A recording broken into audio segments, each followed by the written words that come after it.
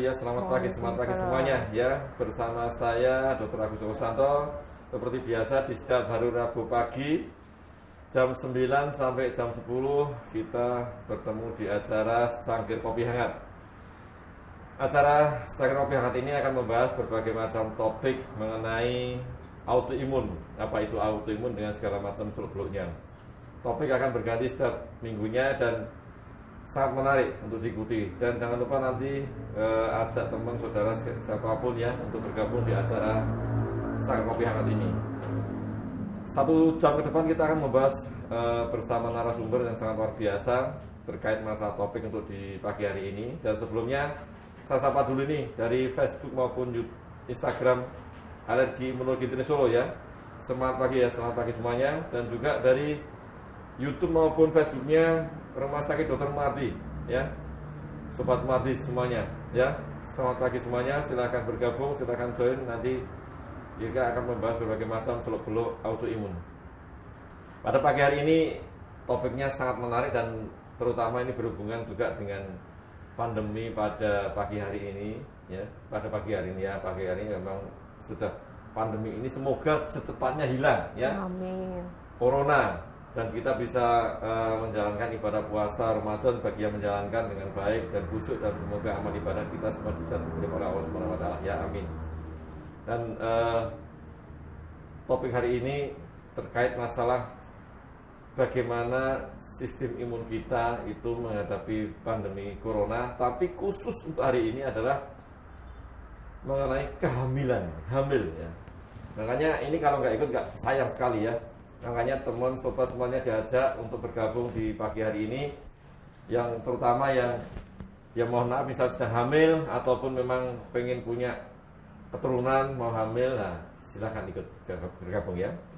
Hari ini narasumbernya sangat luar biasa, beliau seorang dari bagian obstetrik ginekologi, sangat pintar menari, menyanyi, dan beliau juga bisa pintar mengaji nih ya.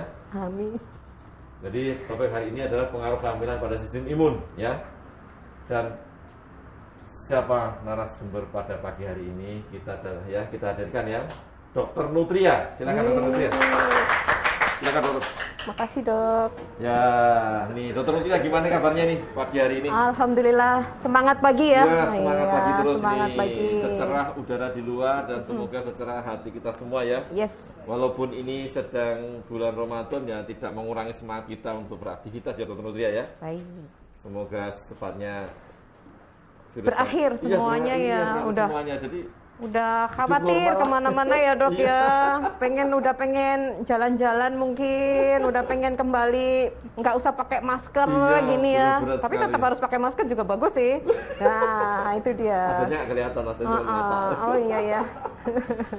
Gimana Dr. Nutria? Acara keseharian ini selama pandemi ini bagaimana? Ya kalau di ibu hamil sendiri ya, ini kan kita topiknya hari ini ibu hamil. Jadi sebetulnya mungkin sebelumnya kita sapa dulu, saya lupa nih. Oh iya sapa iya. dulu nih yang Sobat Muardi dulu nih. Sobat Muardinya dari YouTube, Facebook maupun Instagramnya. YouTube dari Rumah Sakit Moewardi ya. Nah, apa kabar? Ini kameranya yang mana banyak sekali nih. Ya. Jadi nanti ada yang Facebook, Instagram Alergi Imunologi Klinik Solo yang sebelah sini. YouTube, kemudian Facebook, Instagram, Facebook, YouTube semuanya ya. Jangan lupa nanti semuanya share, like, subscribe. Kurang satu. Iya. Seperti itu. Oke. Ya. Jadi Dr. Nutria ini menarik sekali kan, kita kan ya era ini ya sekarang memang era tidak hanya Indonesia ya, ini seluruh dunia. Seluruh dunia. Pandemi corona ini. Dan nanti itu melibatkan berbagai macam sendi kehidupan dan berbagai macam untuk tubuh kita sendiri juga ada imbasnya. Iya. Salah satunya untuk topik hari ini kan kita membahas masalah hamil juga ini. Hamil ya. Hamil nih. Gimana dokter? Mungkin Sobat Muardi maupun penyintas autoimun pengen mengerti dulu sebenarnya kalau hamil terus kemudian ini pengaruhnya ini gimana dengan pandemi gitu ya dok? Iya. Ya baik dok. Jadi sebetulnya kondisi ini tuh sangat-sangat banyak orang itu yang khawatir ya. Tidak hanya khawatir, juga mungkin berbeda dengan kondisi yang biasanya. Biasanya kalau mau kontrol misalnya paling gampang aja ya. Saya mau lihat didik bayi nih, mau kontrol, mau USG, nggak perlu khawatir gitu. Padahal kalau sekarang mau kontrol gitu kayaknya kadang-kadang mungkin juga takut ya di rumah sakit kok semuanya kayaknya harus semua diperiksa dulu, suhunya bagaimana, harus pakai masker, kadang-kadang pun juga nanti kalau mau ketemu sama dokternya ada sekatnya dulu gitu kan, karena memang semuanya harus untuk keselamatan, safety-nya buat pasiennya juga, buat dokternya juga. Nah, yang banyak ditanyakan ibu hamil, sebenarnya mereka tuh banyak sekali yang khawatir, Dok. Ibu hamil ini katanya kan imunokompromis. Mereka mungkin banyak informasi dari WA group, dari media sosial mungkin ya, udah khawatir duluan. Gimana ya ini kalau saya ibu hamil itu sebetulnya rentan infeksi atau enggak gitu. Apalagi kalau ini dengan penyintas autoimun lah, tambah-tambah ini kan imunokompromis, hamil, kemudian juga ada autoimunnya, terus plus ini nanti takut kena COVID, gimana ya gitu. Nah, sebenarnya kalau ibu hamil ini memang dia kan sistem imunnya turun. Kenapa kok bisa sistem imunnya turun? Karena sebetulnya kalau hamil itu kan ada fetusnya, calon bakal janin itu kalau mau nempel itu kan dianggap antigen. Karena dia itu terdiri dari bapaknya kan juga berperan, kan nggak cuma ibu aja, ada dari bapaknya. Karena kalau ada bapaknya berarti tubuh itu otomatis akan menghasilkan antibodi. Kalau dia antibodinya dia lebih banyak, lebih menang, otomatis janinnya itu tidak akan tumbuh, early pregnancy loss, jadi keguguran, jadi blighted ovum dan sebagainya. Tapi kalau dia itu imunnya agak turun, disupres, maka kehamilannya akan berlanjut, jadi bisa implantasi dengan optimal begitu ya. Jadi yang disebut imunokompromis di sini wanita hamil tuh ya seperti itu. Kalau dia autoimunnya atau imunnya dia terlalu tinggi, otomatis hamilnya yang akan kalah, jadi tidak bisa bertahan. Terus bagaimana kalau misalnya dia autoimun dengan hamil ya, udah ini hamilnya sendiri imunnya turun, kemudian kalau untuk yang autoimun sendiri ini kan karena dia mungkin minum-minuman obat imunosupresan, jadi tambah-tambah lagi. Tapi kalau di era COVID ini kan sebenarnya kalau dia baca itu khawatir nanti kalau imunosupresan obat-obatnya kemudian juga ini sistem imunnya turun, berarti saya sangat beresiko untuk terkena COVID. Harusnya begitu ya dok. Nah, cuman karena ini memang penyakitnya baru, di mana-mana juga penelitiannya jumlah kasusnya memang masih sangat sedikit. Jadi kalau dari beberapa penelitian di seluruh dunia sebetulnya wanita hamil itu malah sedikit yang terkena.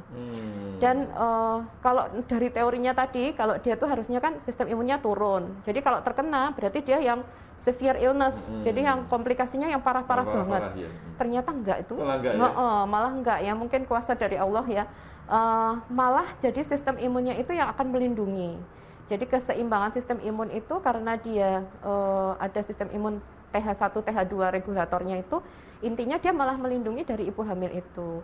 Cuman ya memang itu hanya beberapa contoh serial kasus ya gitu. Sama juga kayaknya autoimun pun juga begitu ya dok, nggak terlalu banyak, bahkan mereka banyaknya yang OTG, orang tanpa gejala, meskipun dia terinfeksi tapi masih bisa tanpa gejala gitu. Jadi menurut dokter Nutria memang untuk yang kasus di Indonesia sendiri, ini yang sampai sekarang yang dokter Nutria mungkin tahu itu yang hamil dengan COVID ada nggak kira-kira nih? Banyak dok. Banyak ya? Di sini juga banyak dok. Tapi bagus-bagus semua kondisinya? Baik, artinya tidak sampai yang severe. ICU ya? Enggak.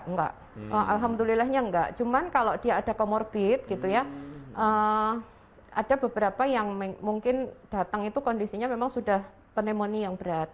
Pneumonia yang berat itu biasanya karena memang ada preeklamsi, udem pulmon, nah itu sudah nanti jadi pneumonia berat gitu. Atau mungkin ada sakit jantung sebelumnya. Itu kita ada beberapa kasus yang di sini yang sampai kondisinya memburuk ya, sampai meninggal itu karena memang ada komorbid. Ada yang 2 diantaranya itu karena ada hamil dengan jantung sebelumnya, ada pulmonal hipertensi. Kalau yang lainnya memang karena ada komplikasi preeklamsinya gitu. Jadi banyak juga ya sebenarnya. Banyak dok, banyak. Kalau gini juga ini kan menggelitik juga. Nanti kalau misalnya yang ibu hamil sampai nanti mau melahirkan itu memang bisa untuk lahir normal atau harus di sesar itu? Kalau yang dengan COVID ini? Kalau dengan atau COVID, dengan sama orang normal juga sama? Jadi kalau gejalanya sendiri ya dok, kalau ibu hamil itu kan hampir sama dengan orang normal. Jadi samalah batuk, sesak dan sebagainya. Cuman kalau ibu hamil ini memang dia gejalanya kalau sudah trimester 3 itu tidak begitu kelihatan. Begitu dia mau periksa atau sekarang kan semuanya rapid test ya dok. Rapid testnya positif berarti kalau memang terkonfirm dia COVID itu kita sebaiknya sesar. Karena untuk mengurangi penularan. Ya, gitu. Atau kalau memang dia sudah fasenya pembukaannya sudah banyak, sudah mau lengkap, itu boleh bersalin tapi kita pakai chamber dok. Chamber jadi kayak ruangan gitu ya? Ya bukan sampai ruangan sih, kayak tempat gitu plastik atau kecil, kaca gitu ya, khusus untuk ibunya, melindungi ibunya supaya dia tidak menularkan ke sekitarnya gitu. Tapi sebenarnya bisa juga ya untuk yang tanpa dioperasi pun bisa ya sebenarnya? Bisa. Oke. Ya, ini untuk yang Sobat Martin dan penyintas autoimun sekalian silakan bergabung dan ini akan saya sapa dulu nih yang dari Facebooknya Rumah Sakit Dr. Martin nih ya, dari Sudiono dulu nih. Selamat pagi dokter ya, selamat pagi, semoga selalu dalam lindungan Allah SWT, amin ya. Kota Batang nih. Terus kemudian dari ini, dari mana ini? Singapura nih hadir ya, kemudian dari bawah Mbak. Dan dari Temanggung ya, Temanggung hadir, silakan ya. Ini dari Kendal juga, Hong Kong ya, Karanganyar. Oh, Gunung Sindoro nih, Gunung Sindoro ya di sebelah sini ya, dekatnya Temanggung Wonosobo nih ya, Gunung Sindoro. Dan semua yang sudah hadir silakan lagi ikut gabung ya, ikut join dan silakan bertanya seluk-beluk mengenai ini kehamilan ya, terkait dengan masalah sistem imun apalagi pada era pandemi COVID ini ya. Dan ini juga dari Rembang ya, Singapura, Rembang ya, Delanggu ya, sudah pada hadir ya. Selamat pagi semuanya. Dari Kudus ya. Oh, ini juga ada yang tanya nih, Malaysia juga ini, Hong Kong ya, Kendal, oke. Terus kemudian dari sama nih, Temanggung juga, Purbalingga ya. Terus kemudian dari Gringsing dan dari Salatiga ini hadir semuanya ya. Selamat pagi semuanya, Pekalongan ya. Bagaimana kabarnya di sana? Semoga era COVID ini juga segera berakhir ini. Sebenarnya ada yang di alergi imunologi Internet Solo nih. Ini sebenarnya sih nggak tanya, ini memang ada yang dari ini Dokter Nutria nih, dari Mbak Inani yang dari alergi imunologi Internet Solo ya. Dok lah saya masih ini sebenarnya turun nih.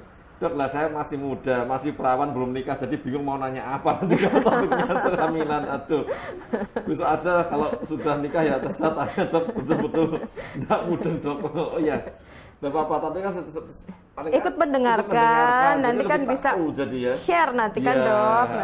Jadi tidak apa-apa, ini baik yang mohon maaf sudah menikah maupun belum sih tidak apa-apa. Ini kan ini Mbak Inani memang belum menikah nih kebetulan, belum menikah. Mungkin besok menikah dok. Tidak apa-apa, pokoknya apapun boleh tanya, boleh didengerin ya. Namanya belum nikah mau tidak nikah, tidak apa-apa. Iya. Ya. Kemudian ada dari Facebook Mbak, yang dari bertanya tadi. Instagram ya, dari Mbak Win ya, Mbak Win biasa nih. Pagi dokter, maaf agak melenceng dikit. Saya penyintas autoimun pernah dikonsul ke poli kandungan, ternyata ada endometriosis. Apa itu berbahaya dok dengan saya sebagai penyintas autoimun? Jadi ini penyintas autoimun dengan endometriosis dokter. Ya, penyintas autoimun dengan endometriosis. Jadi endometriosis itu sebetulnya kan memang dia jaringan endometrium yang tumbuh tidak di seharusnya gitu ya. Kalau dia ada di saluran ovarium, saluran telur gitu, jadinya mungkin endometrioma gitu namanya. Berbahaya atau enggak? Sebetulnya enggak dok, kalau berbahayanya maksudnya untuk sampai membahayakan nyawa itu tidak. Tetapi yang namanya endometriosis itu berkaitan dengan nyeri dok, nyeri haid, nyeri berhubungan, kemudian ya semuanya pokoknya nyeri, nggak nyaman gitu lah. Kalau misalnya endometriosisnya itu bertambah besar, maka dia akan biasanya melengket ke organ sekitarnya, bisa ke uterus, ke rahim ya, atau mungkin kemana-mana, sehingga itu mengganggu quality of life, kualitas hidupnya. Jadi kadang buang air besar juga sulit, sakit. Kemudian ya kalau berbahayanya sih enggak, cuman ya itu enggak nyaman gitu. Enggak nyaman aja ya. Kalau ukurannya dia kecil dan tidak ada gangguan, ibunya enggak ada keluhan ya enggak apa-apa, cuman dievaluasi aja bisa tiap 3 bulan. Tetapi kalau ukurannya dia besar, misalnya lebih dari 8 cm dan memang sudah ada gangguan nyerinya misalnya enggak hilang-hilang gitu ya, memang harus dioperasi, diambil endometriosisnya. Yeah. Tapi secara untuk gangguan terhadap autoimun sebenarnya juga enggak ini ya. Apa ada pengaruhnya? Mungkin dokter Nutria tahu penyintas autoimun ini. Kalau itu kan hormon ya dok, hormonnya yang berlebihan. Kalau misalnya autoimun sendiri itu kan memang dia akan terjadi gangguan ya, gangguan hormon. Apalagi kalau wanita itu kan hormonalnya banyak ya, menstruasi. Ini kan juga perubahan hormon. Nah ini pada penderita endometriosis ini nyerinya akan semakin nyeri kalau pada waktu menstruasi. Nah ini akan merangsang hormon apa yang lain, mungkin kortisol dan sebagainya naik, dan itu yang mungkin akan membuat penyakit autoimunnya kalau sampai flare mungkin ya enggak, tapi memang harus selalu terkontrol hormon-hormon itu, begitu dok. Oke gitu ya Mbak Win. Sebaiknya nanti coba tetap apapun silahkan evaluasi dokter Madilah ya, nanti biar dievaluasi ulang ya. Nanti ada pemeriksaan tambahan yang perlu dilakukan ya dokter Nutria sepertinya ya. Ini dari Facebook Mardini. Dari Fikri dulu ya, dokter mau tanya apakah percikan air ketuban bisa menularkan COVID nih? Percikan air ketuban ya, jadi banyak santer ya kalau misalnya ibu hamil itu transmisinya itu mulai dari air ketuban, kemudian darah, plasenta dan sebagainya. Tapi ternyata dari beberapa penelitian itu enggak dok, malah tidak didapatkan untuk COVID-nya itu di air ketubannya. Tetapi yang berbahaya malah fesesnya dok. Kalau orang mau melahirkan itu kan ya mau nggak mau pasti keluar karena kan mengejan ya.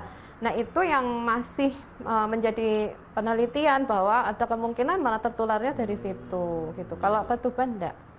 Ya mungkin hubungannya juga dengan ini ya. Tempat hidupnya COVID ini ya, corona ini, soalnya kan kemungkinan kan dia tetap di saluran nafas masuknya ya, apalagi saat pencernaan dia bisa masuk, tapi untuk nembus di ketuban mungkin plasenta enggak, kayaknya juga sulit juga ya, belum ada ya penelitian ya. Belum ada transmisi vertikal ini belum terbukti. Ya oke. Ya jadi gitu ya si Vivi ya. Terus kemudian Fikri ya, kemudian dari Aulia Idris nih, jika COVID akan selalu ada, bagaimana upaya preventif untuk persiapan kehamilan nih? Terima kasih dokter. Jadi kalau misalnya ke depan masih ada COVID terus, ini bagaimana ini untuk preventifnya untuk mempersiapkan kehamilan ini? Oke, mempersiapkan kehamilan. Jadi pengen hamil ini ya dok ya? Paling kan persiapan kehamilan ini ya? Ya, jadi kalau sebetulnya untuk era COVID ini bukan waktu yang tepat untuk program hamil. Karena kan saat ini jangan nikah dulu. Kasihan. Sekarang nikah juga nggak bisa loh dok. Boleh. Tapi jangan hamil dulu ya. Ya, karena apa? Karena kan memang penyakitnya ini masih baru. Jadi kita belum tahu betul ini mau arahnya kemana. Terus kemudian kalau misalnya sampai ya ternyata dia terinfeksi pada awal kehamilan, kan ini kan kita masih prediksinya kurang lebihnya 2-3 bulan ini masih fase yang tinggi lah ya, masih banyak yang terinfeksi dengan belum ada antibodinya. Sehingga kalau sampai dia terinfeksi, kita juga belum tahu apakah ini nanti ternyata bayinya baik-baik saja atau enggak. Karena 2-3 bulan pertama ini kan untuk pembentukan organ-organ tubuh. Takutnya bayinya kondisinya nggak bagus, bisa cacat dan sebagainya, kita belum tahu. Kemudian kalau misalnya dia sampai rawat inap ataupun harus diberikan obat-obatan. Nah, ini pun juga kita belum tahu betul apakah obat-obatan ini 100% aman untuk bayinya nantinya. Karena yang kebanyakan kita itu pasiennya sudah trimester 3, sudah mau melahirkan dok gitu. Kalau yang trimester awal kan kita belum tahu ke depannya, wong ini baru berapa bulan ini pandeminya gitu dok. Jadi kalau mau hamil kayaknya nanti dulu sebaiknya nanti dulu pandeminya lewat pandeminya lewat. Tapi kalau mantan baru gimana gitu ya, kalau misalnya sudah sampai positif, ini sekarang banyak sekali nih yang positif ya. Karena ini work from home ya. Jadi itu masih bisa ngapain? Jadi hiburannya mungkin salah satunya itu ya dok. Padahal harusnya direm ini, nggak boleh nanti kalau sampai terjadi lonjakan banyak sekali setelah pandemi. Juga yang berita saya baca memang ada lonjakan tuh ya di beberapa Iya, memang iya. Lonjakan ini kehamilan ya. Iya, betul sekali. Iya. Jadi memang ini sebaiknya pakai kontrasepsi dulu.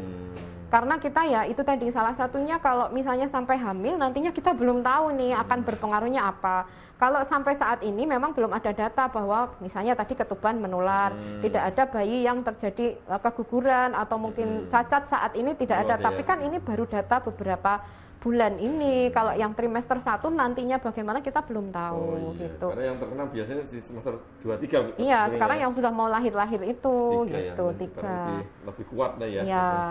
Jadi sebaiknya memang pakailah KB dulu, ditahan dulu gitu. Ditahan dulu ya. Tapi sih tidak apa-apa. Yang penting jangan hamil dulu lah.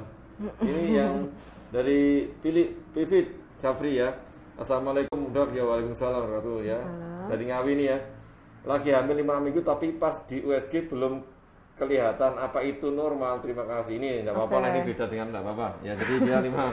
Jadi hamilnya 5 minggu tapi kok belum kelihatan, kelihatan kantongnya ya. Mungkin 5 minggu itu kan kita dari hari pertama mens terakhir gitu. Biasanya itu akan terlihat jelas itu kalau sudah 6 minggu ke atas. Kalau 5 minggu biasanya kita kalau sama sekali tidak terlihat bisa kita USG-nya tidak dari perut tapi dari transvaginal gitu ya. Kalau nanti memang belum terlihat nggak apa-apa, nanti dievaluasi dulu. Kecuali kalau terjadi perdarahan ya.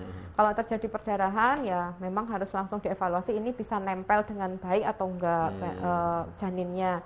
Nanti kalau misalnya belum terlihat 2 minggu lagi dievaluasi kondisinya masih ada sudah nampak kantong atau belum gitu Dok. Dan tidak apa-apa itu dievaluasi nanti ya. Evaluasi dulu. Pilit Safitri ya.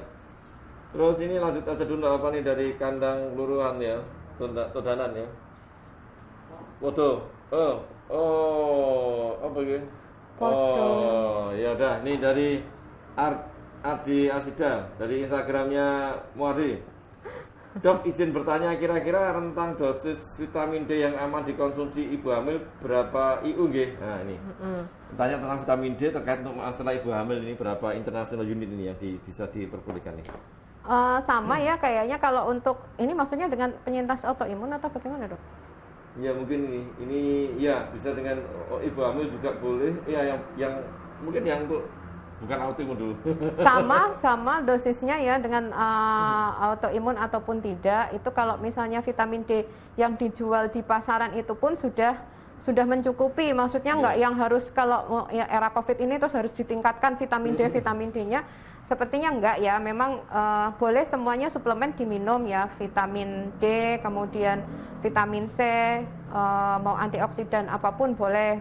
Tapi kalau untuk zat besi, nah ini masih ada sedikit kontroversi Dok, kalau zat besi itu apakah ini nanti bagaimana, mungkin khusus untuk orang-orang yang sudah terkonfirm ada PDP ataupun COVID-nya positif, nah ini untuk FE-nya ini mungkin agak dipertimbangkan gitu, karena terkait dengan patofisiologi penyakit ini sepertinya FE bukan suatu pilihan yang optimal gitu. Yeah. Jadi gitu ya Mbak Adila, dan saya tambahkan juga ini memang karena dokter Nutria, jadi untuk vitamin D ini memang khusus ya, nanti untuk penyintas autoimun memang harus ya kita berikan tambahan, karena kan memang dia sulit terdapat dari sinar matahari, karena sensitif terhadap sinar matahari. Ibu hamil memang salah beberapa penelitian kalau yang sudah dirilis adalah bisa sampai 5.000 IU sehari ya. 5.000 IU sehari boleh ya, 5.000 IU sehari. Ya range 2.000 3.000 IU sampai 5.000 IU sehari ya. Mungkin seperti itu sih Mbak Ardi ya. Boleh sampai itu, tapi sebaiknya memang apapun paling alami ya dari sinar matahari kalau bisa, dan kalau kulitnya itu tidak sensitif. Jadi kalau kulitnya memang sensitif, pokoknya intinya kenali diri sendiri, kulitnya sensitif berarti paparan yang bisa adalah sinar matahari di bawah jam 10 lah ya, sekitar jam setengah 8 sampai jam setengah 10-an ya, itu paling bagus. 5 menit cukup Bro? 5 sampai 15 menit maksimal aja, enggak usah ya. Tapi kenali diri sendiri, misalnya kok 5 menit sudah memerah, nah berarti enggak usah berhenti. Ya jangan dipaksa. 10 menit, 5 menit aja ya. Itu untuk yang dari Facebook ini, Rumah Sakit Dr. Muardi. Dari ini Bunda Fadil ya. Selamat pagi dokter, selamat pagi ya. Mau nanya nih, saya hamil sudah 35 minggu tapi beberapa hari ini flu dan batuk nggak hilang-hilang. Dok sudah mencoba obat alami tapi tetap aja belum hilang-hilang. solusinya dikasih obat apa dokter? Nah ini. Ini flu ini. Flu 35 minggu ini. 35 minggu flu ya. Jadi kalau misalnya flu-nya ini, jadi kan tadi sudah diterangkan di awal kalau ibu hamil itu biasanya memang dia rentan infeksi. Rentan infeksi biasanya apa? Salah satunya flu, kemudian infeksi saluran kencing gitu. Cuman kalau sekarang ini flu itu mesti jadi agak-agak parno mungkin ya. Wah, jangan-jangan COVID nih gitu. COVID, iya. Nah, karena memang sebaiknya kalau memang sudah mencoba beberapa obat dan tidak sembuh, ini harus diperiksakan dong. Nanti kita harus evaluasi lebih lanjut. Jangan-jangan memang batuknya sudah parah banget, disertai panas, sesak napas lah itu. Lebih baik kontrol lah iya, ya. kontrol gitu. Daripada nanti datang-datang kondisinya sudah nggak bagus. Apalagi ini sudah mendekati 9 bulan ya, sudah mendekati aterem 35 minggu, 37 minggu. Iya. Ya. Gitu. Jadi gitu ya, udah ya, itu sebaiknya kontrol aja lah daripada nanti kalau ada sesuatu. Ini dari Facebooknya Alergimunologi dulu nih, dari Mbak Little Angel ya. Selamat pagi dokter, ini mau tanya apakah memang wajar kehamilan menginjak trimester ketiga itu keputihan? Keputihan. Dan untuk pemberian obat penguat kandungan pada trimester 3 apakah aman dokter? Nih, gimana dokter? Ini penyintas autoimun juga ya, iya dok? Nih, ya. Jadi kalau keputihan itu karena memang dia sebetulnya bukan keputihan ya, istilahnya agak-agak berlendir gitu dok. Karena kan memang serviknya, jalan lahirnya dia sudah mulai lunak, sehingga memang dia akan banyak menghasilkan sekret atau lendir. Kadang-kadang dimanifestasikan jadi kayak keputihan karena kan dia terus-menerus ya. Karena dia melunakkan jalan lahir untuk mempersiapkan nantinya kalau aterem 9 bulan. Nah, itu nanti akan pembukaan mulai persalinan begitu. Jadi asalkan dia tidak berbau, tidak ada berubah warna, kemudian tidak gatal, it's okay, enggak apa-apa. Jadi harus dijaga jangan sampai lembab, tidak boleh menahan kencing gitu ya dok. Jangan nahan pipis, nggak boleh, harus benar-benar bersih, sering ganti celana dalam begitu. Jadi nggak apa-apa gitu ya. Apa-apa. Terus untuk masalah penguat kandungan ini. Oh iya, penguat. Penguat kandungan untuk apa ya sampai 9 bulan. Kalau misalnya memang ada beberapa. Iya, ini sudah sampai trimester ketiga ya. Trimester 3 biasanya saya kurang tahu kalau penguat ini karena ada apa sebelumnya, mungkin apakah dibilang ada partus prematurus eminen dulunya atau bagaimana, itu sebetulnya kalau sudah lebih dari 34 minggu itu kan bayi sebetulnya sudah viable, nggak perlu dikonsumsi. Tapi kalau memang ada underlying sebelumnya, misalnya ada riwayat partus prematurus eminen atau mungkin ada sesuatu yang harus jaga sampai dia menuju 37 minggu, nggak apa-apa, it's okay gitu. Ya, jadi gitu ya dari Mbak Little Angeli. Tadi dari Mbak Instagram tadi dari Mbak Adel ini tadi tanya untuk Mbak Mary untuk di save, jangan kecewa nanti, jangan usah takut ya. Bisa dilihat kembali di YouTube maupun Facebooknya Rumah Sakit Dr. Melati. Jadi tadi minta di save ini ya, mau dilihat lagi untuk sobat Martin penyintas autoimun semuanya. Pokoknya acara ini bisa dilihat kembali di Facebook maupun YouTube-nya Rumah Sakit Dr. Melati. Bisa dilihat ulang ya. Terus ini ada dari Facebooknya Rumah Sakit Dr. Melati nih, dari Ade Iriani. Assalamualaikum dokter, ya waalaikumsalam warahmatullahi. Saya lagi hamil 28 minggu nih, terakhir USG lagi 19 minggu, alhamdulillah saya puasa terus dok. Tapi perut bagian bawah sering sengkil gimana? Sengkil ya dok. Sengkil. Apakah tidak apa-apa? Oh sengkil itu kayak agak nyeri-nyeri sedikit itu. Kram gitu ya? Ya, saya belum USG lagi karena ada COVID. Terima kasih dokter nih. Ya mungkin agak rasa nggak enak. Rasanya kurang nyaman, kram-kram gitu ya dok. Kalau tadi 28 ya, minggu. 28 minggu. Terakhir USG ini kan 19-20 minggu, oke. Jadi kalau memang pada era COVID ini tidak semua pasien itu harus USG seperti biasanya dok. Biasanya kan 1 bulan sekali minimal pengen lihat dedek bayinya. Cuman kalau karena lagi pandemi seperti ini, kita memang membatasi setidaknya setiap trimester itu 1 kali. Kalau awal trimester kehamilan itu untuk membuktikan bahwa dia hamilnya intrauterin atau kehamilannya di luar kandungan. Kalau baik, oke, nanti menginjak ke trimester 2. Nah ini ibunya sekarang sudah mau menginjak ke trimester 3. Pada 28 minggu itu secara fisiologis, secara normalnya memang terbentuk segmen bawah rahim. Jadi yang membatasi antaranya jalan lahir sama rahim gitu ya dok. rahimnya tuh baru benar-benar meregang, sehingga rasanya mungkin kurang nyaman, yang sengkil-sengkil tadi ya, ada kram gitu mungkin ya, gitu. Itu harus dibedakan juga dengan apakah memang mau melahirkan. Kalau rasanya di bawah, perut bawah tidak hilang dengan istirahat, disertai dengan keluar lendir darah, meskipun ini masih 28 minggu, ada kemungkinan dia partus prematurus imminent, ada kemungkinan gejala mau melahirkan, begitu dok. Jadi kalau misalnya memang tidak ada keluar lendir darah, cuman kok rasanya nggak nyaman ya, kayak sengkil-sengkil tadi, nggak apa-apa, karena memang lagi meregang-meregangnya rahimnya. Iya. Dan pokoknya kalau ada sesuatu dan memang itu emergency, emergency ya, harus kontrol, tetap ya? Harus kontrol. Iya. Gitu dok. Jadi gitu ya, Mbak Ade. Boleh nanti kalau misalnya tambah sakit, tadi sudah sampaikan dokter Nutria, bisa tambah sakit, tambah nyeri ya, kontrol lah ya. Iya, apalagi kalau keluar lendir darah ya, tetap wajib kontrol dok. Iya. Ada apa-apa nanti. Iya. Dari Rina namanya ya, dok, saya trimester 2, 5 bulan, anak pertama saya sekarang umur 5,5 tahun. Dengan persalinan sesar ya. Pertanyaan saya, apa saya nanti bisa melahirkan normal? Oh, yang nomor 1 tuh sesar. Ini sekarang trimester kedua, 5 bulan. Ini bisa nggak nanti normal? Nggak, sudah 5 tahun yang lalu. Kayaknya putranya dokter Agus gitu juga ya. Nah, masih gitu ya? Masih. Iya betul. Tergantung ya dok. Ya. Yang ketiga anak saya itu sesar, yang keempat alhamdulillah enggak, itu normal. Iya. Ya tergantung, kalau indikasinya dulu sesarnya karena apa. Kalau misalnya karena memang panggul sempit, ya memang sebaiknya tidak boleh kencang-kencang, harus sesar ulang. Tetapi kalau memang indikasinya bukan ke arah panggul sempit, misalnya karena indikasi janin dan sebagainya, nanti kita lihat dulu saat ini kehamilannya bagaimana. Kalau 5 bulan mungkin masih terlalu jauh ya. Nanti setidaknya 8 bulan ke atas itu nanti presentasinya, misalnya kepalanya di bawah atau enggak. Kalau misalnya kepalanya tidak malpresentasi, tetap di bawah, tidak ada ketubannya yang pecah duluan, tidak ada lewat waktu, monggo bisa dicoba normal. Dan satu lagi, syarat tebal lukanya yang di dalam bagaimana. Tebal luka sesarnya kalau tipis ya jangan dicoba untuk lewat jalan lahir, begitu dok. Tapi setidaknya bisa ya, tapi masih tetap ada ya. Kemungkinan gitu ya, tergantung indikasinya yang dulu apa. Sudah 5 tahun ya, moga-moga sih bisa. Yang penting adalah datang terus kontrol dulu itu aja. Ya silakan datang, dan kalau misalnya nanti dekat sekitaran Soloraya bisa nanti memang datang ke sini ke dokter Nutria ya. Nanti biar dievaluasi lebih lanjut bisa ndaknya ya. Tapi harapan semua ibu biasanya kan lahir normal ya dokter Nutria. Ya, pengennya ya dok, semuanya ya, dokternya pun juga pengennya sebenarnya normal ya gitu. Cuman kalau misalnya sudah indikasinya tidak bisa normal, ya jangan dicoba. Itu sangat mempertaruhkan nyawa ibu dan bayi, sama aja kok sebenarnya. Mau sesar mau normal kan tetap jadi ibu juga. Tidak ada bedanya. Itu kadang-kadang cuman masyarakat aja yang kamu mah enak sesar ya kan nggak sakit. Siapa bilang sesar nggak sakit gitu ya? Sama aja. Saya udah pernah semuanya dok. Sudah pernah normal, induksi, sesar semuanya udah pernah.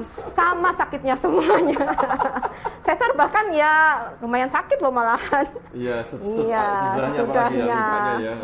Dan sembuhnya mungkin agak lebih lama bagaimana gitu ya? Tergantung orangnya juga. 2 hari lari-lari juga bisa, sesar bisa. Ya gitu ya sih tadi.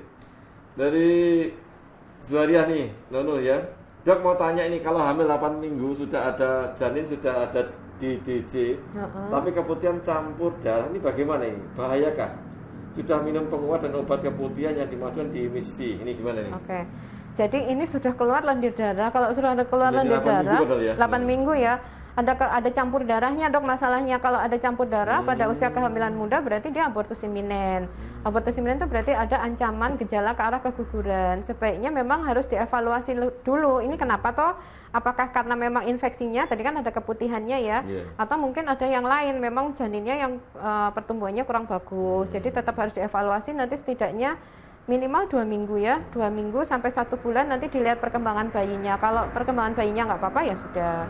Terus gimana dengan tadi yang keputihan? Nah, keputihannya ini yang masih tanda tanya, ini penyebabnya apa? Kalau sudah sampai diobati kok malah keluar darah, ini kemungkinan besar berarti ada infeksi. Ini yang harus dievaluasi juga lebih lanjut. Coba jangan sampai lembab gitu dok, karena biasanya awal-awal kehamilan dan trimester 3 itu tadi kayak ada keputihan, itu ternyata memang mengeluarkan lendir karena fisiologisnya normalnya memang seperti itu. Gitu, normal dok. Tetap ada, tapi memang lembab terus ya jadi infeksi. Itu ya, infeksi ya. Oke. Jadi gitu ya, sebaiknya nanti kontrol aja dokter terdekat ya. Kalau memang sekitar Solo sini ya bisa datang ke sini ya, rumah sakit Dr. Mahdi ya. Terus ini dari Arum Staningrum nih. Dok mau tanya apa sepsis yang terjadi pada bayi baru lahir itu bisa disebabkan oleh COVID? Nah, wah, sepsis. Ini nih. Ini bayi baru lahir nih. Mau berjawab dokter Nurtia nih. Sepsis yang terjadi pada bayi baru lahir ya. Bayi baru lahir nah, kalau sepsis nih. Selama ini kita belum menemukan bahwa menularkannya itu secara vertikal dok. Jadi dari ibu ke bayi dalam kandungan itu memang belum terbukti. Tetapi ketika dia sudah melahirkan, kemudian bayinya kok tiba-tiba jelek, ternyata kok jadinya di tes swabnya positif, bisa COVID, itu mungkin bisa pada saat dia melahirkan. Jadi transmisi dari lingkungan sekitarnya pada waktu melahirkan atau dari ibunya sendiri sesudah dia melahirkan gitu. Kalau setiap sepsis apakah mesti COVID? Enggak mesti ya. Bagaimana dengan faktor penunjang yang lain? Bagaimana PCR-nya? Kemudian apakah memang ada faktor predisposisi untuk COVID-nya itu dari ibu atau lingkungan kontaknya begitu dok? Ya. Jadi gitu ya Mbak Arum ya. Jadi saya setuju sekali bahwasanya penyebab sepsis pada bayi baru lahir banyak ya, banyak sekali ya. Salah satunya memang bisa sih tadi sudah sampaikan Dr. Nutria dari COVID sangat mungkin bisa, tetapi untuk penelitian yang sampai sekarang ada kan belum ada yang ditransmisikan ya, ditularkan lewat dalam kandungan ya, lewat itu belum ada. Mungkin setelah dia lahir di luar terkontaminasi dari yang luar atau mungkin ibunya menderita COVID sendiri ya. Nah, itu kan bisa juga menularkan lewat situ ya. Tapi salah satu bisa, tetapi penyebab sepsis itu banyak sekali. Ya, gitu ya Mbak Arum. Terus di Dina Indrianti ya, Dok mau tanya usia kehamilan 27 minggu, tapi belum USG bagaimana? Soalnya masih ada pandemi seperti ini nih, 27 minggu dia takut mau USG nih. Ya. Jadi kalau 27 minggu tidak ada keluhan ya sudah tidak apa-apa. Tapi setidaknya memang harus disempatkan nanti waktu mau menjelang persalinan. 36-37 minggu itu harus dipastikan kondisi bayinya bagaimana. Karena kalau trimester 2 itu memang boleh cuma sekali, trimester 1 sekali. Nah yang penting itu trimester 3, mau nggak mau kan kita harus lihat bayinya ada apa, kemudian bagaimana nanti dengan persalinannya bisa normal atau enggak, harus persalinan di mana begitu dok. Karena sekarang kan banyak yang takut ke rumah sakit ya gitu. Boleh nggak saya lahiran di rumah? Waduh kalau di rumah jangan. Karena kan melahirkan sendiri itu kan prosesnya juga nggak mesti semuanya berjalan dengan lancar. Takutnya nanti komplikasi. Kalau komplikasi perdarahan malah bingung nanti gimana ya kan. Ada yang beberapa bidan dipanggil ke rumah atau mungkin yang masih di pelosok itu malah kembali ke Mbah Dukun dok. Iya, karena saking takutnya mau ke rumah sakit, mau ke mungkin puskesmas dan sebagainya ketakutan gitu ya. Cuman kalau misalnya seperti itu tetap harus persalinan di Fasiankes, mau di puskesmas atau di klinik bidan boleh, tapi harus di Fasiankes, tidak boleh di rumah. Ya. Gitu ya. Datang Mbak Arum ya? Iya. Arum Staningrum.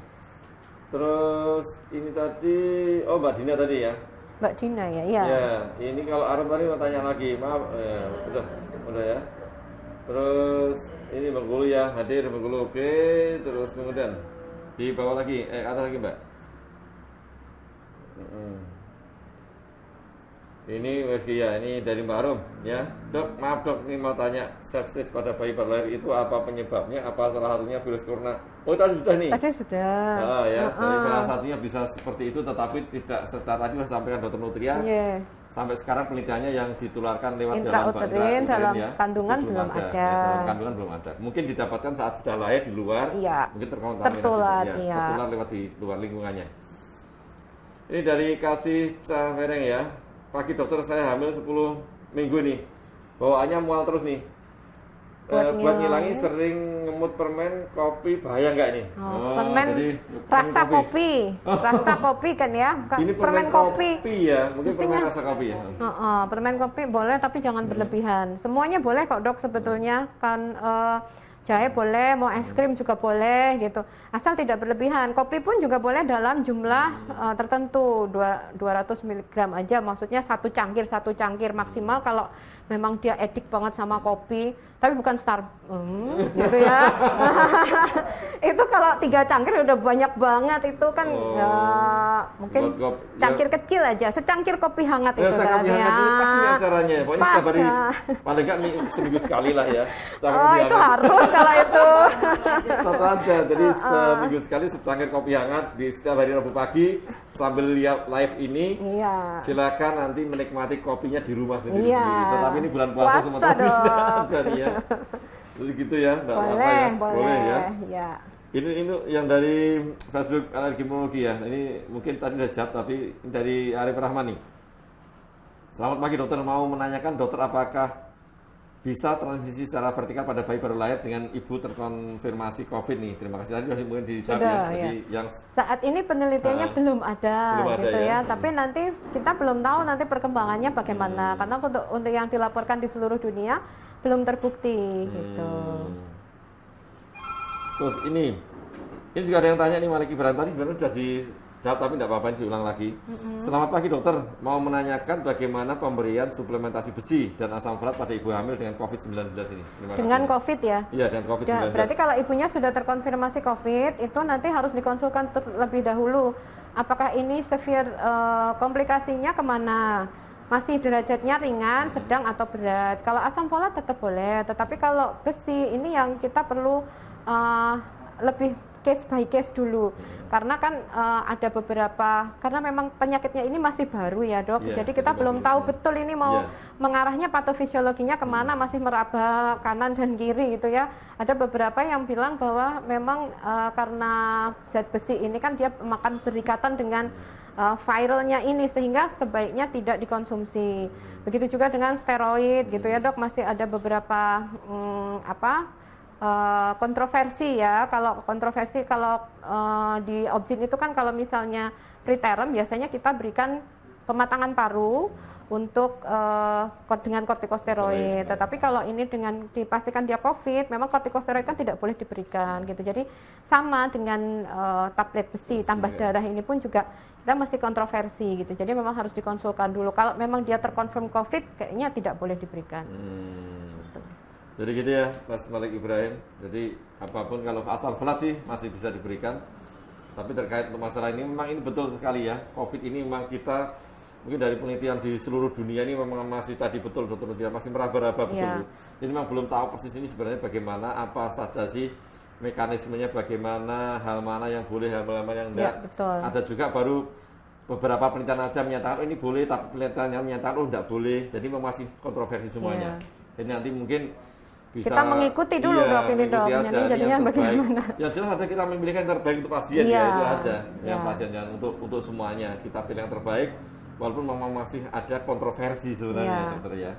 Tadi kalau sudah terkonfirm loh ya dok, kalau misalnya memang enggak sih enggak apa-apa. Enggak apa-apa, ini yang terkonfirmasi COVID-19. Tadi itu masalah untuk tambahan suplementasi zat besi, hati-hati.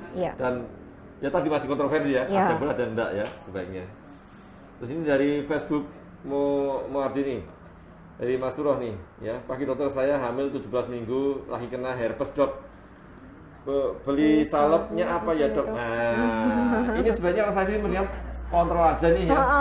Daripada ini kalau ini mau ke rumah sakit takut. Nah, ya ke ini tempat praktek pribadi aja nanti. Jadi kalau kadang-kadang kita tuh tidak bisa melihat dok ini beneran herpes atau enggak. Jangan-jangan nanti tidak herpes tapi dikasih obatnya yang itu gitu kan dok. Iya, nanti malah apalagi ibu hamil kan dia rentan infeksi. Ini kalau herpes bener kan dia viral. Jadi kan memang sebaiknya kontrol. Kalau memang takut ke rumah sakit ya boleh praktek ke pribadi. Tadi boleh dok yang mungkin tidak banyak berhubungan dengan orang sakit gitu. Kalau ibu hamil ya ibu hamil semua kan gitu. Iya, kalau ibu hamil yang sakit ya memang harus ke rumah sakit. Kalau tapi yang sehat-sehat saja mau ANC yang emergency monggo. Pokoknya jangan dekat-dekat sama orang sakit dulu gitu. Ibu karena rentan juga tapi ya. Iya. Ini dari Susi ya, umur 38 tahun pengen hamil lagi bagaimana dok nih? Usianya 38 tahun, tapi dia pengen hamil lagi nih bagaimana dokter nih? Yang dari Mbak Susi. Sekarang itu banyak dok pertanyaannya itu karena suami saya sekarang sering di rumah dok. Ya, gitu mungkin pertanyaannya gitu dok. Karena semua banyak yang pengen program hamil. Ini kan suami saya lagi biasanya kan di luar kota. Ini karena work from home, jadi sering di rumah. Apakah boleh ya kalau program hamil tadi seperti yang disampaikan tadi dok? Saat ini tidak saat yang tepat sebetulnya untuk program hamil. Terus ini ibunya sudah 38 tahun. Kalau lebih dari 35 itu jumlah sel telur dan juga kualitas sel telur sebenarnya sudah menurun. Jadi kalau jumlahnya menurun otomatis hamilnya itu persentase untuk hamil itu dia akan lebih berkurang. Bukan nggak bisa loh ya, tetap bisa. Terus kualitasnya pun juga dia akan menurun sehingga ada kemungkinan nanti misalnya cacat seperti itu. Jadi kalau misalnya mau hamil di sekarang ini tunda dulu. Nanti kalau memang semuanya sudah stabil, monggo. Kalau misalnya mau program hamil dengan usia lebih dari 35 tahun dikonsulkan dulu ke dokternya. Masih memungkinkan atau tidak gitu dok. Oh iya nih memang era pandemi ini kan kerja di rumah ini stay at home ini memang semua ada implikasinya. Iya. Ada yang berkurang, ada yang nambah. Ada yang nambahnya hamil. Berkurang yang lain ya. Tapi tidak apa-apa, yang penting kita nikmati semuanya, bersyukur ya dengan apa yang ada ini semuanya ya. Ini Ayung ya aja ya. Pagi dokter, saya umur 34 tahun pengen hamil lagi. Dok, saya ada kista 2,5 cm. Kira-kira kalau bisa hamil dengan gimana caranya dok nih? Iya caranya ya membuat ya. Kalau ini masih 34 tahun masih aman ya dok, masih lebih dari 35 bahkan mungkin sebaiknya sebelum 35 kalau mau bereproduksi monggo gitu ya, karena kalau sudah lebih dari 35 resikonya akan lebih tinggi. Ada kista 2,5 cm nggak apa-apa. Kista 2,5 cm kan berarti kecuali kalau kista endometriosis seperti yang tadi yang penyintas autoimun ya. Kalau kistanya kista simplek, kista fisiologis nanti tetap harus dievaluasi lagi 3 bulan mendatang masih ada nggak kistanya. Kalau kista cuma 2,5 cm, insya Allah nggak masalah. Bagaimana caranya? Kalau caranya ya tetap ini ya, memprogram untuk dia bereproduksi ya secara alami dulu. Gitu. Cara alami dulu. Kecuali kalau memang dalam 1 tahun belum belum berhasil dengan cara alami berhubungan dengan teratur ya monggo dikonsultasikan ke dokter gitu. Yang jelas kan ini kan beliaunya kan sudah pernah hamil ya, jadi kan pengen hamil sekarang lagi. Semuanya pengen nambah hamil ya, apa nggak takut ya ini? Nanti kalau mau kontrol mau lahiran aja rempongnya ruwet loh sekarang itu, kalau mau lahiran itu bingung ini. Iya. Bagi yang ibu hamil sendiri dan juga bagi tenaga kesehatan juga ikut rempong semua akhirnya di semuanya ya. Dokternya juga bingung, ibu hamilnya juga sekarang bingung. Itu kalau mau lahiran dok kan kita harus screeningnya ketat ya, ibunya terkonfirmasi COVID atau enggak, karena 80% itu OTG. Kalau ibu hamil yang terkena itu mesti tanpa gejala ya, gejala, sehingga ketika dicek ternyata positif. Nah kalau positif kan otomatis nggak boleh ditungguin ya, harus pakai APD-nya lengkap, harus masuk kalau misalnya persalinan normal masuk chamber, yang nolong hanya beberapa, jadi semuanya tuh serba tidak nyaman sebetulnya gitu. Kalau misalnya memang dia sudah terkonfirmasi COVID dari awal, kemungkinan besar sesar pun juga harus di rumah sakit khusus yang punya OK-nya tekanan negatif seperti di sini. Kalau di Solo kayaknya baru di sini dok. Jadi kita rujukan untuk sesar ya maksudnya untuk pasien yang COVID, yang kita ada chamber, kita ada OK bertekanan negatif gitu. Jadi sebetulnya kalau sarannya untuk mau hamil sekarang ini rasanya kurang nyaman gitu ya, tidak nyaman. Nanti apalagi mau persalinannya bagaimana gitu. Belum pas waktunya, timingnya tidak tepat gitu. Ya jelas mungkin kalau ya misalnya stay at home kan diisi dengan aktivitas yang lainnya juga banyak dok. Yang jarang kumpul dengan keluarga sekarang bisa kumpul dengan anak, istrinya semuanya, dan aktivitas bareng-bareng yang rame-rame mungkin membuat apa ya, aktivitas karena apalah. Bosen itu memang yang utama ya, bosen ya. Apalagi orang yang sering keluar ya, aktivitas ya. Di rumah ya sulit. Ya. Dari ini terima kasih ya dokter ya. Ya terima kasih sama ya. Dari Ayung. Saya sering dok 3 hari cuman flag hilang. Oh ini yang terusannya tadi Mbak Ayung ya. Men saya sering dok ya tadi ya. Ini dari Rika sekarang arah ya, pagi dokter nih. Untuk mempercepat kontraksi itu gimana ya dok? Ini sudah 39 minggu dok, sekarang sering kontraksi palsu sama keputihan kayak susu. Gitu gimana dok nih? Terima kasih. Mempercepat kontraksi. Ini sudah pengen lahiran ibunya ya. Iya. Sudah 39 minggu, masih ada waktu 1 minggu lagi. Nah ini ibunya tetap harus beraktivitas. Kadang-kadang kalau sudah nyeri itu pengennya istirahat supaya nyerinya hilang. Padahal itu yang ditunggu-tunggu. Kalau nggak nyeri ya nggak akan lahir-lahir gitu kan. Jadi tetap harus beraktivitas. Salah satunya jalan-jalan. Tetap pakai sendal ya. Jalan-jalan tidak perlu keluar rumah. Di dalam rumah pun bisa gitu ya. Jalan-jalan bisa jongkok berdiri, bisa nggak usah pakai loncat. Kalau loncat namanya squat jump itu ya dok. Nggak perlu. Nanti ketubannya pecah. Bisa, tapi tidak dianjurkan untuk minum obat-obatan, misalnya obat herbal atau rumput Fatimah dan sebagainya, itu tidak perlu karena nanti kontraksinya tidak bisa terpantau. Akhirnya nanti malah membahayakan ke ibunya. Biasanya nanti malah ruptur, robek rahimnya dok. Gitu. Jadi tetap aktivitas seperti biasa, bisa ditambahin jalan-jalan, bisa ditambahin jongkok berdiri pada satu tempat gitu. Ya, seperti tadi ya. 39 minggu, tapi tetap apapun ya konsultasikanlah ya, konsultasi sebaiknya ya, konsultasi kontrol dulu, kontrol. Ya. Kalau nanti ada apa-apa, udah 39 minggu ya dokter ya. Kalau mendekati persalinan sebaiknya tetap kontrol teratur dokter. Jadi kasih ini, dok, apakah minum susu hamil kalau udah hamil tua nggak boleh?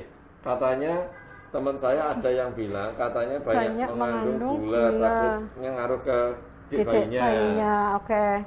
Kalau susu hamil itu ya boleh-boleh saja, tapi biasanya kan mulai minum susu itu trimester awal gitu ya. Ada yang untuk emesis, untuk muntah-muntah dan sebagainya. Kalau cocok-cocok saja dengan susunya boleh.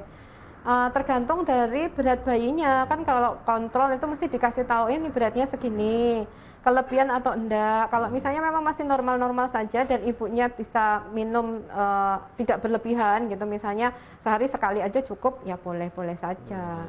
Tidak membuat langsung gede banget bayinya, enggak. Ya. Coba ya kasih kontrol. Sebetulnya intinya kontrol lah, ketemu dokternya nanti ya, konsultasi aja lah. Ini yang maaf aja, ini katanya temennya biasanya seperti itu ya. Oh, kata temennya itu kan belum tentu benar ya. Iya.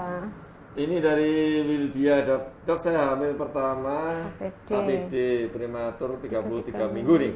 Meninggal setelah 6 bulan. Hamil lagi tapi baru 7 minggu ngerasa ada cairan bening keluar, terus apa bisa KPD lagi dok? Nih.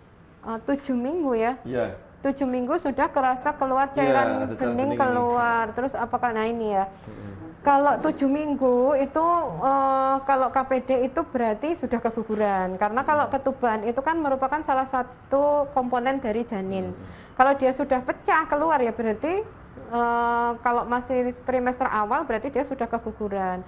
Kadang-kadang rasanya tuh kogek ya, kogekku ya, apalagi kemarin riwayatnya ketuban pecah dini. Kalau ketuban pecah sampai baru usia 7 minggu itu jarang sekali. Biasanya nanti kalau tanda-tandanya dia mau keguguran keluarnya darah. Jadi seperti yang mungkin ada keputihan, bercampur darah. Nah kalau bercampur darah berarti dia sudah gejala ke arah keguguran. Kalau 7 minggu sudah keluar cairan, nah ini cairannya harus dipastikan dulu. Jangan-jangan cuma lembab aja seperti keputihan yang keluar sekret atau lendir tadi. Bagaimana solusinya ya? Memang harus dievaluasi, harus di USG dulu ini. Kalau ini kan berarti ada keluhan. Kalau ada keluhan silahkan kontrol gitu. Trimester 1 harus ditentukan dulu kehamilannya baik apa enggak. Kalau tidak baik ya tetap harus kontrolnya sesuai dengan seperti biasanya, seperti sebelum pandemi. Kalau tidak ada keluhan, baru yang tiap trimester 1 kali. Gitu. Terus ini dari Beli Bian ya, Gunawan nih. Usahakan program KB untuk ini ya maksudnya resiko istri. Ya oke. Ya, dia bisa. Oke, jadi yang benar penting intinya kalau ini ada usulan ini untuk kontrol ini apa? KB ya. KB ya. Ya. Ini KB memang harus tetap dilakukan ya, Dok, kalau untuk era pandemi ini. Jadi kalau misalnya habis lahiran, apa yang disarankan? KB, tetap harus KB. KB-nya apa? KB yang jangka panjang, kalau bisa IUD, atau mungkin kalau misalnya sesar ya kontrasepsi mantap, steril gitu dok. Karena memang kurang menguntungkan untuk hamil di era sekarang ini. Gitu. Kalau misalnya pengen anak kan Dok, kalau saya sesar nanti kalau anak baru satu. Oh, baru satu. Jangan dulu. Oh, jangan. Kalau baru satu ya jangan dulu. Nanti tapi dijarain 3 tahun lagi lah. 3 tahun lagi gitu. ya paling enggak seperti itu tadi ya. Jadi gitu ya. Ini memang sangat menarik sekali dan ini dari Mbak Dian ini, Dian Fakirati Manggal. Ini pokoknya kalau bicara masalah kehamilan ini banyak pertanyaan dan cuma dari ibu-ibu semua nih. Tadi juga yang dari bapak-bapak bingung nih, tidak nyambung katanya gitu. Ya benar. Ya enggak apa-apa lah kalau nanti dari bapak tadi komentar tidak nyambung ya enggak apa-apa lah. Dian ini, Assalamualaikum warahmatullahi wabarakatuh ya. Mau tanya ini. Kalau keputihan berwarna putih, bau dan gatal, cara ngobatinya gimana ya Dok? Saya hamil 17 minggu ini. 17 minggu semuanya keluhannya keputihan ya Dok dari tadi ini. Karena ini kayaknya berhubungan sama banyak rebahan ya. Kan aktivitasnya mungkin banyak rebahan, kayaknya lebih enak menarik selimut, tiduran gitu. Mungkin jadinya lembab Dok. Jadi kurang aktivitas gitu. Ada yang aktivitasnya banyak, itu pun juga nanti jadinya lembab. Ada yang kurang aktivitas malah pipis-pipis terus. Kalau hamil itu kan biasanya kayak kebelet pipis terus ya Dok. Itu kadang-kadang enakan nanti tidur lagi, ngempet-ngempet pipis juga akhirnya jadi infeksi. Ini tadi sebenarnya putih, tapi kok gatal. Kalau gatal berarti ada infeksinya. Cara ngobatinya yang pertama gimana? Ini dulu, higiennya dulu, nggak boleh sampai lembab.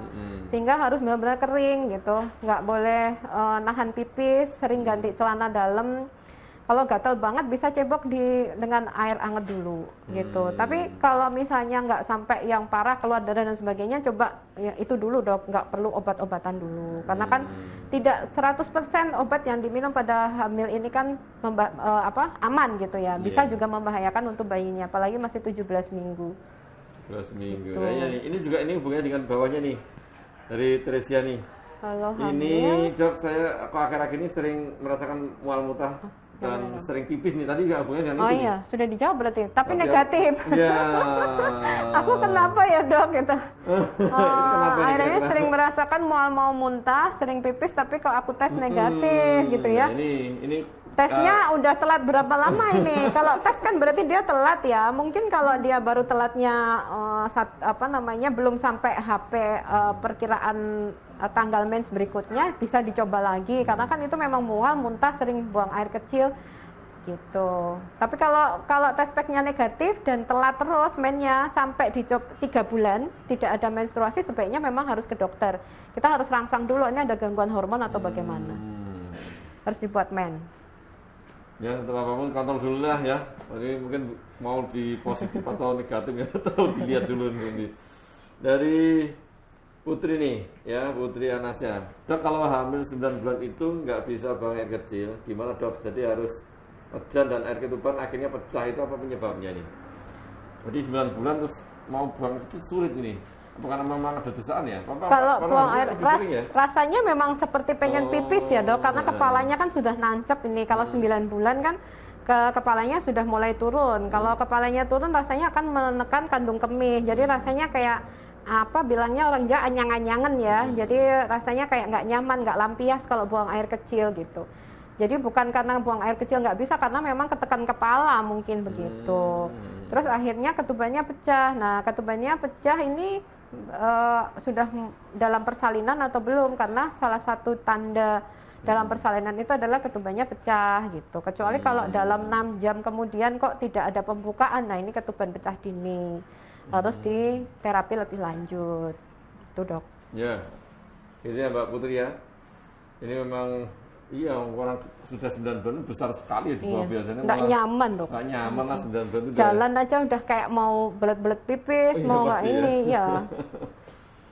Dari Lisa dikata ya, Dok saya hamil 22 minggu ini, tapi posisi ari-ari masih di bawah. Apa yang mesti saya lakukan biar posisi bayinya bisa di atas nih? Maksudnya, ini bayinya atau ari-arinya ya? Tadi ari-ari ya? Posisi ari masih di bawah. Apa yang bisa saya lakukan biar posisi bayinya?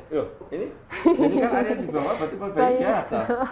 Jadi kalau 22 minggu itu kan masih kecil, bayinya masih renang-renang. Nanti ini kadang kepalanya di bawah, 15 menit lagi dia masih di atas gitu. Iya, kalau direvisi apa? Yang mesti saya lakukan biar posisi bayinya biar bertukar posisi maksudnya. Oke. Hari-hari kan bisa Iya. Kalau plasenta itu ari-ari ya, ari-ari kalau 22 minggu nggak apa-apa, dia masih di bawah, asalkan kan dia masih bisa bergeser. Jadi nggak bisa diputar balik gitu dok. Memang supaya bayinya, karena kalau 22 minggu pun bayinya masih mobile ya, masih kadang di bawah, kadang di atas. Nanti kita lihat, asalkan dia tidak berdarah pun juga tidak apa-apa. Kalau 22 minggu fisiologisnya, normalnya dia memang masih mengelilingi semuanya. Kadang masih di bawah, kadang di samping gitu, nggak masalah. Yang bermasalah ketika nanti 28 minggu, tadi yang sudah meregang sekali, terbentuk segmen bawah rahim dan dia plasentanya di bawah, biasanya nanti akan keluar darah, initial bleeding. Nah itu yang bermasalah. Kalau sampai keluar darah dan plasentanya di bawah, ari-arinya di bawah, berarti harus ke rumah sakit. Ada lagi nanti kalau 9 bulan harus dipastikan, karena dulu riwayatnya plasentanya dulu waktu 28 minggu pernah di bawah. Nah ini gimana ari-arinya waktu 9 bulan? Kalau 9 bulan dia masih menutupi jalan lahir, masih di bawah, ya berarti tidak bisa melahirkan secara normal gitu dok. Ya, jadi itu ya Mbak Lisa. Karena ari-ari atau plasenta itu nempel itu nggak bisa keliling-keliling nih. Ya. Kalau bayi nanti udah sampai dokter Mutia kan dia bisa keliling-keliling. Ya. Orientasi lah semuanya orientasi dulu. Dikelilingin dulu ya dok. Enaknya di mana ini dia? Sama mau kemana sih? Jadi gitu ya. Untuk sobat Muardi dan penyintas autoimun sekalian, jadi dokter Mutia kita ada komunitas autoimun ya, komunitas autoimun, silakan nanti bisa ikut gabung di grup komunitas autoimun ya. Di nomor WhatsApp-nya silakan ditulis ya di 0852 8206 2239 ya. Saya ulangi, grup komunitasnya autoimun ya di 0852 8206 2239 ya.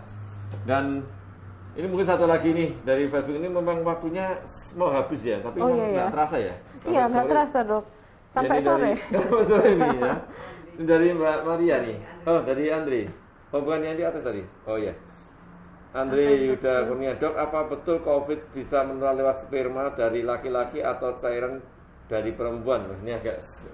Aduh, sperma dari laki-laki atau cairan dari perempuan? Nah, ini. Kalau untuk pertanyaan sperma dari laki-laki atau cairan dari perempuan tuh maksudnya apa ya dok? Oh, itu maksudnya kalau menular berhubungan gitu? Aduh, ini mungkin tidak spesifik ini jadinya. Maksudnya, yang misalnya yang perempuan punya COVID-19 yang mungkin ya. Tapi sebaiknya ya maaf kalau udah sama-sama udah tahu ini ya jangan. Tidak boleh kan dulu, harus gitu isolasi. Aja lah, diisolasi, tidak usah hubungan dulu kalau memang sudah terkonfirmasi COVID ya. Tapi untuk masalah saya belum tahu juga mungkin nanti dan mungkin penelitian juga mungkin belum ada ini dok. Belum ada penelitian yang seperti ini, saya kira belum pernah dibahas di riset-riset ya. Penelitian bahwasanya menyatakan ini ditularkan sperma ataupun cairan dari perempuan sih. Ya ada tadi kalau lewat bayi dari kehamilan tadi dari janin yang di penelitiannya sudah ada tapi belum terbukti. Tidak terbukti. Sudah ada penelitian tapi tidak terbukti ya. Dan saya sampai tadi juga yang ada tanya bahwasanya tadi ada yang tanya, ini jangan di-save ya, ini jangan kecewa ya. Hasil rekaman live streaming pada hari ini seperti biasa, ini bisa dilihat kembali di YouTube maupun Facebooknya Rumah Sakit Dr. Mardi ya, bisa dilihat kembali. Dan jangan lupa kalau sudah lihat itu like, follow dan subscribe and share. Jangan lupa di share ya. Dan tidak ada hoax, jadi memang boleh di subscribe sebanyak-banyak, di share ya. Dan ini karena Dr. Mutia ini memang ternyata tidak terasa ini 1 jam. Udah 1 jam ya dok ya, pertanyaannya banyak. Iya. Ini dan mohon maaf ini ada beberapa pertanyaan yang belum bisa kita jawab karena memang terbatasnya waktu. Dan untuk yang terakhir kali Dr. Mutia mungkin bisa menyampaikan ke sobat Muardi maupun yang autoimun sekalian terkait masalah kehamilan, pengaruhnya sistem imun dan pada pandemi corona ini. Gimana? Baik. Terima kasih dokter. Jadi kalau untuk ibu hamil sebetulnya hamil dulu ya dok ini hamil itu tidak perlu khawatir.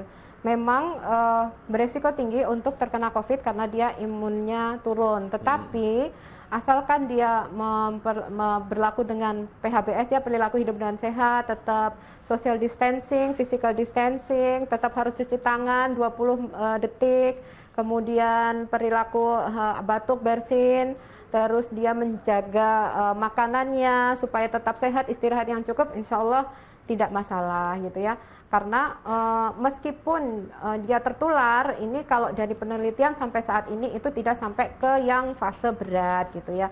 Cuman tidak boleh menyepelekan juga gitu, tetap harus tadi melakukan perilaku hidup bersih dan sehat. Untuk yang ibu hamil dengan penyintas autoimun itu sendiri, ini tetap harus minum obat. Ini tadi yang mungkin karena banyaknya pertanyaan ya dok, tetap harus minum obat. Meskipun ada beberapa yang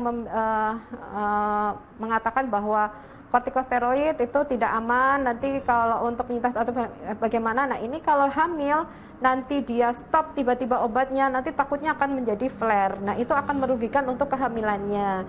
Jadi pesannya memang tidak boleh stres. Stres ini akan sangat berbahaya. Kalau stres nanti kondisinya akan imunnya turun. Yang kedua tetap minum obat. Yang ketiga tetap jaga seperti anjuran pemerintah, physical distancing, social distancing, semua perilaku hidup bersih dan sehat. Semoga nanti semuanya berakhir dengan ibu dan bayinya aman, semuanya sehat. Amin. Gitu, terima kasih sekali Dr. Nutri atas kehadirannya, dan untuk Sobat Muadi dan pemirsa autoimun sekalian, karena waktu ya, karena waktu sudah 1 jam, nanti ke depan kita bisa menghadirkan lagi Dr. Nutria ya, dengan topik yang berbeda nantinya ya. Yang jelas sangat menarik ya, tidak kalah menarik dengan topik pada pagi hari ini. Dan kita insya Allah nanti berjumpa lagi setelah Lebaran ya. Setelah Lebaran kita bisa bertemu lagi di acara Sangkai Kopi Hangat ya, bersama saya Dr. Agus Susanto. Nanti kita akan bahas topik mengenai autoimun dengan segala macam seluk-beluknya, karena memang banyak sekali yang sangat menarik untuk dibahas ya Dr. Nutria. Dan terima kasih sekali lagi Dr. Nutria atas kehadirannya. Kita cuma sekian untuk pertemuan pada pagi hari ini. Akhirul kalam, wassalamualaikum warahmatullahi wabarakatuh. Waalaikumsalam warahmatullahi wabarakatuh. Sampai kopi.